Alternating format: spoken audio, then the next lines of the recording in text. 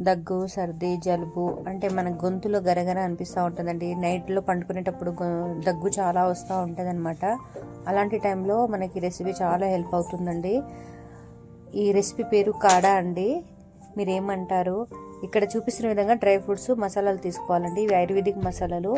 దీంట్లో main ingredients సొంటి, మిరియాల పొడి ఉండేటట్టు చూసుకోవాలండి. అన్ని మసాలాలన్నీ గ్రైండ్ చేసుకుని మరో పక్కన గిన్నెలో నెయ్యి, బెల్లం వేసుకుని పాకం చేసుకున్నాక మనం వాటర్ వేసుకుని మనకి ఎంత కావాలి అనుకుంటే దాన్ని బట్టి వాటర్ వేసుకోవాలండి. ఇప్పుడు గ్రైండ్ చేసుకున్న మసాలాలన్నీ దీంట్లో వేసుకొని గ్యాస్ సిమ్లో పెట్టుకొని ఒక 10 నిమిషాలు ఉడికిస్తే సరిపోతుందండి.